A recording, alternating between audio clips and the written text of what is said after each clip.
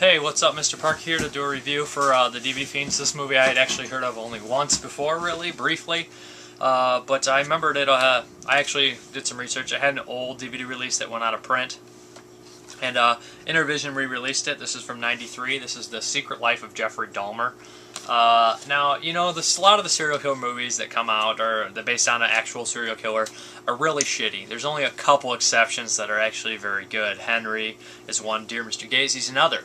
And I would say The Secret Life of Jeffrey Dahmer is a very bizarre film, but I actually did enjoy it quite thoroughly. I thought it was very strange and had a weird feel to it. Whatever it was shot on kind of gave it a really grimy documentary look.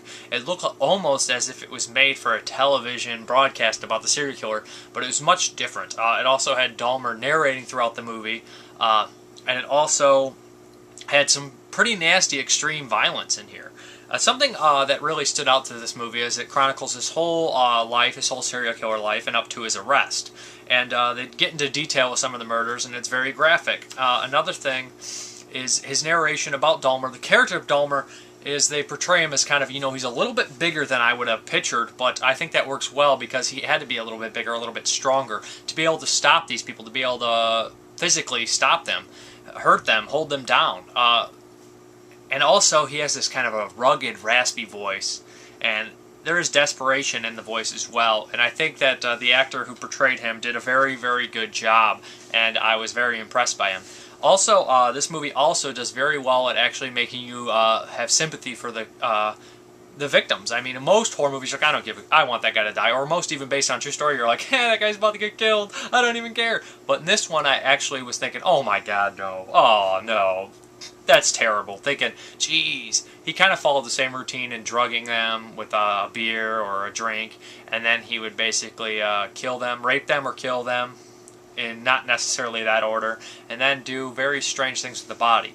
Originally, he had sought out, he said that he did it because he didn't want to be alone. He was afraid of them leaving him, but as he got deeper into the killings, it seemed more of an evil thing, a necessity, and he became kind of a collector. Luring people in by, you want $200, take some nude photos, and they would be, yeah, and then they'd be drugged and confused, and he would get really violent towards them. A couple things that really stand out is this iconic scene right here where he's coddling the head, talking to it, and that is one of his first murders. He boils the head, living right under, with his grandmother, right under her nose. He's bringing in men and killing them. He also kind of struggles with being a homosexual at points. After he's talking to, I think, his parole officer throughout the movie, and she's kind of advising him to stop drinking, which is another thing. He's a heavy alcoholic, and he's going to bars, drinking a lot. And but by the end, it seems that Dahmer almost seems he knows he's going to get caught at this point. And there's a couple ridiculous things in here. Of course, they have some of the things that I've heard about Dahmer, about the one kid storming out to the street, and he convinces the officers to let him take back in. That's in there. The drilling of the brain and putting the acid in to create a human zombie is in there. The tub of acid's in there. I thought it was really pretty accurate compared to what it would. And the movie opens up by saying this movie is about as accurate as it's going to get. Not really necessarily. They say there's some things are different because they're too graphic to show, and also Dahmer's the only one that knows the truth. And I think that's the best way to approach a serial killer movie. Try to do the truth, or what you think is the truth, or what they thought was the truth, but you have a little bit of leeway because the serial killer is truly the only one who knows, and they may never tell you what really happened, and they may lie and say what happened. Henry Lee Lucas was a compulsive liar. Charles Manson family, those murders were so confusing. What happened? Who knows what happened?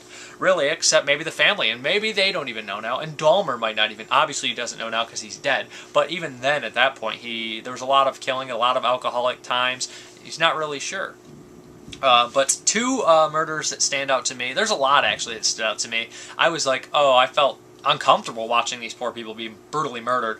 And some of them were pretty graphic, and some of the stuff that Dahmer said was very creepy, and it kind of built up, and you knew that this was going to happen. I thought it was really a really good movie. I think that another movie that would compare to it, the only one I can think of, is probably Confessions of a Serial Killer in its American uncut form. It's kind of like a story about Henry Lee Lucas, but it's changed name. And that's a pretty good movie too, and it has some really disturbing stuff in there. But I guess it's in UK it's cut. I heard all the good stuff's cut out, all the good stuff, but all the brutal stuff, what's worth watching a serial killer movie if they're gonna pussyfoot around? Anyways, I would really recommend this one. The release also comes with audio commentary. I thought this was a really cool movie, and I would recommend this for serial killer fans or any kind of fans of strange films, because it's a weird movie. I'm going to show a couple of the murders. I'm going to show the scene where he's coddling the head, because I think that's a great scene. And I got to show the tub of acid scene, the barrel of acid, because it was very, very off-putting. Thank you for watching, and have a good one. Bye. They would be with me all the time. Like a real friend who was always there.